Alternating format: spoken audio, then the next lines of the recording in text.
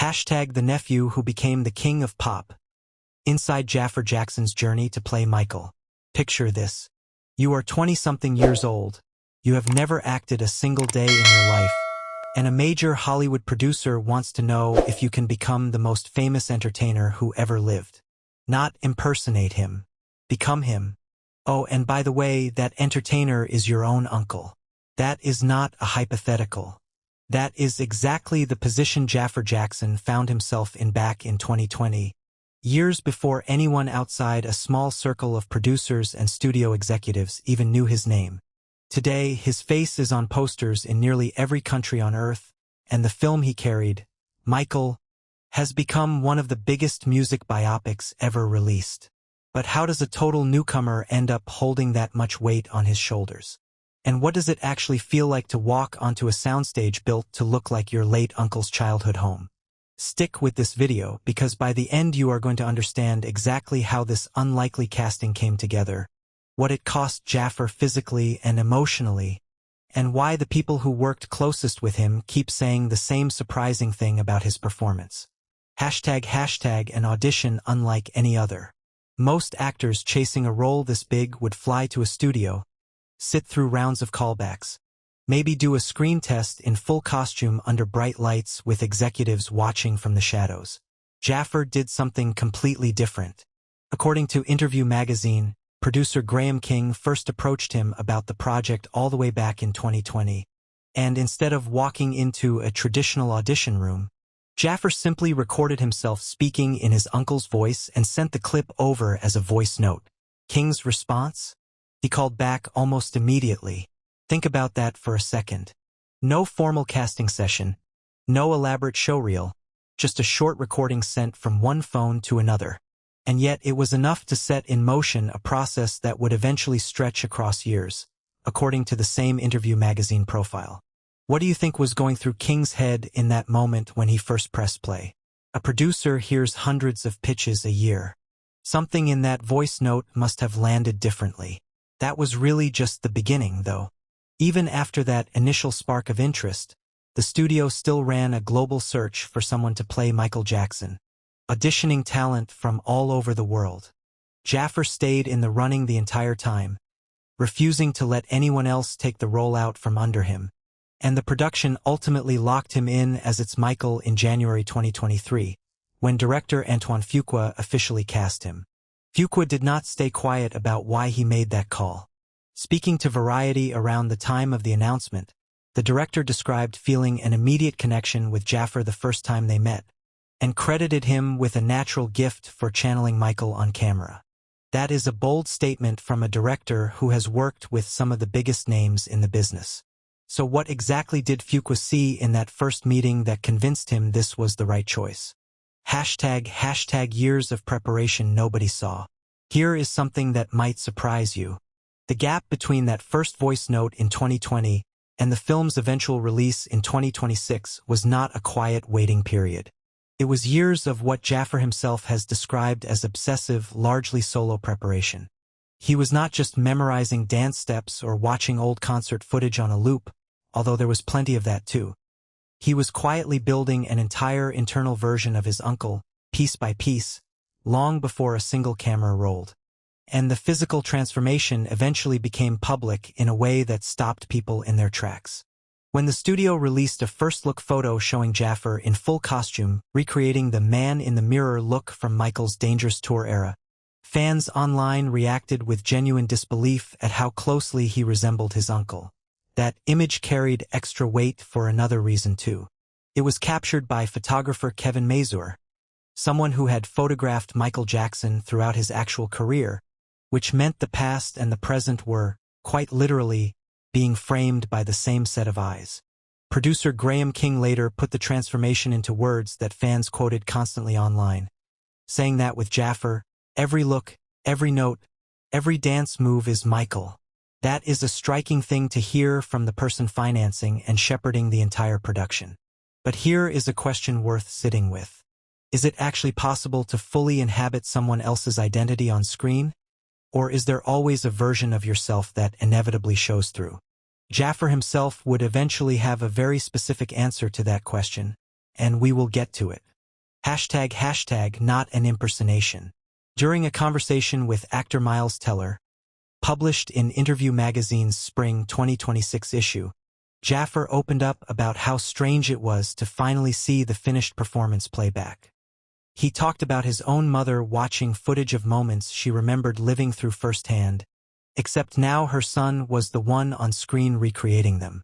He described her reaction as protective, almost unsettled, knowing everything that was still coming with the film's release. And in a small but telling detail, he mentioned that his father had not even seen the film yet at the time of that interview, adding that he could not wait for that moment to happen. Teller, who plays Michael's attorney and advisor John Branca in the film, had spent time on set watching this transformation happen up close. He relayed something King had told him directly about the whole approach to the role, framing it not as an impersonation in any sense, but as Jaafar fully being himself while portraying Michael. That distinction matters more than it might seem. An impersonation tries to disappear into mimicry. What King was describing was something closer to genuine inhabitation, where the actor's own presence stays intact underneath the performance. Does that distinction change how you would watch the film? Knowing that the goal was never a note-for-note copy, but something more layered? What the cast around him looked like. Jaafar was not carrying this film entirely alone, of course. The production surrounded him with an experienced ensemble. Coleman Domingo and Nia Long were cast as Michael's parents, Joe and Catherine Jackson, giving the family scene serious dramatic weight. Miles Teller stepped into the role of Branca. And for the earliest chapters of Michael's story, a 9-year-old performer named Juliano Cruvaldi played a young Michael during his Jackson 5 years, before the story hands the role over to Jaafar as Michael grows into adulthood. The film itself does not shy away from difficult territory either. According to reporting from Deadline, while Michael spends real time on the singer's legacy and his most iconic performances, it was also built to address the controversies that followed him, rather than skip past them entirely. That is a delicate balance for any biopic to strike. Celebrate the artistry without ignoring the complications. How do you think a film handles that kind of tightrope walk when the family itself is directly involved in producing it? A very public reunion with his uncle's legacy.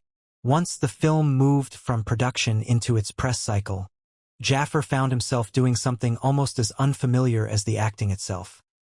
Talking about all of it publicly over and over again, to journalists and television hosts around the world. One especially notable stop came on Jimmy Kimmel Live, where the interview carried an unusual twist. The guest host that night was Coleman Domingo, his own on-screen father in the film, which meant the conversation had a layer of shared experience built right into it. On that appearance, Jaafar spoke about stepping into the role, about working alongside Domingo during filming, and about seeing the completed movie for the first time. He also opened up about something more personal, describing memories from his own childhood visits to Neverland Ranch, grounding the entire conversation in lived family history rather than just promotional talking points. That detail is worth pausing on. Most actors preparing for a biographical role have to build their understanding from archival footage, old interviews, secondhand research. Jaafar had actual childhood memories of the man he was playing, memories of a real place that most of the world only knows through headlines and rumors. What do you imagine it was like walking back onto a set designed to recreate a location he had genuinely visited as a kid? The numbers behind the story.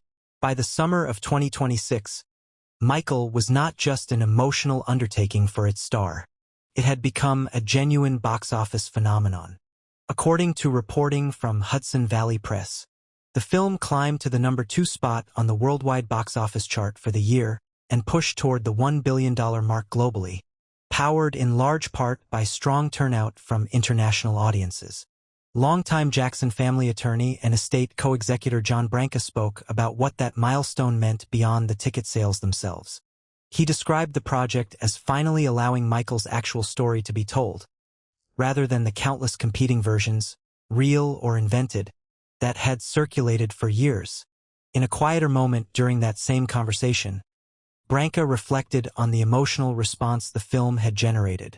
saying simply that people have rallied around Michael. Not every reaction to the film was uniformly glowing, and that same reporting acknowledged as much. Some critics wanted a different kind of movie than the one that was ultimately delivered. But audiences, according to Branca, spoke for themselves through those box office numbers, and through the sheer scale of the international response. So what does it all add up to? Step back for a moment and look at the full arc here. A young man with 0 acting credits sends a voice note in 2020.